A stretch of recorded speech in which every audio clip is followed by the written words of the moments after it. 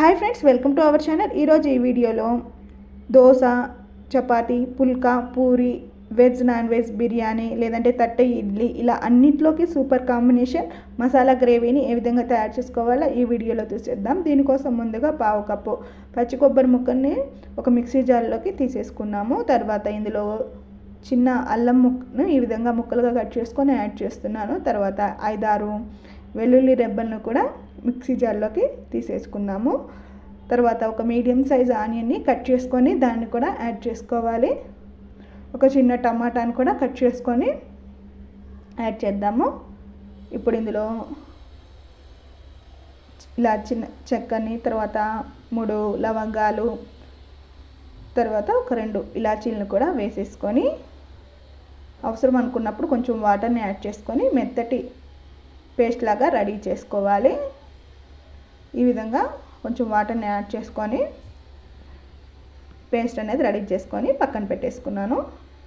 ఇప్పుడు స్టవ్ మీద ఒక కడాయి పెట్టుకొని అందులో ఒక 3 స్పూన్స్ వరకు ఆయిల్ని వేసేసుకొని ఆయిల్ హీట్ అయ్యాక కొంచెం జీలకర్ర, కరివేపాకును కూడా వేసుకొని ఫ్రై చేసుకోవాలి.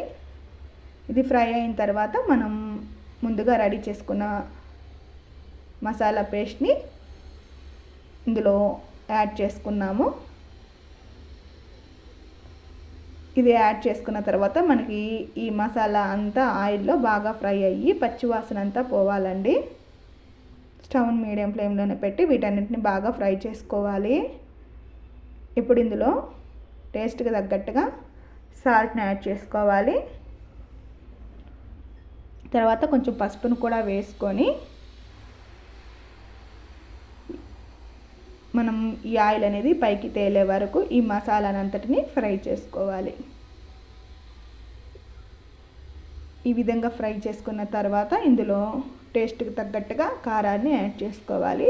ఇక్కడ నేను 1 స్పూన్ కారాన్ని యాడ్ చేశాను.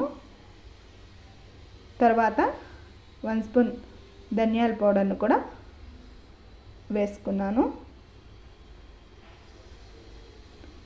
ఈ విధంగా బాగా మిక్స్ చేసేసుకొని ఇదంతా ఈ విధంగా ఫ్రై అయిన తర్వాత దీంట్లో వాటర్ని యాడ్ చేసుకోవాలి.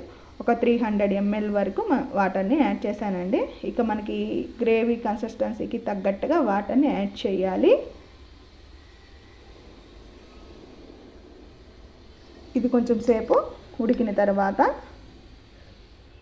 సాల్ట్ అనేది ఒకసారి చెక్ చేసుకొని కొత్తిమీర చల్లుకుంటే మనకి ఎంతో టేస్టీ అయిన మసాలా గ్రేవీ అనేది రెడీ అయిపోతుంది. మనకి ఇది అన్ని బ్రేక్ఫాస్ట్లోకి లేదంటే బిర్యానీలోకి, వెజ్ నాన్ వెజ్ బిర్యానీలోకి టేస్ట్ అనేది చాలా బాగుంటుందండి. షేర్వా అనేది మీరు కూడా ఒకసారి ట్రై చేయండి. చాలా సింపుల్గా రెడీ చేసేసుకోవచ్చు ఇంట్లో ఉండే వాటితోటే.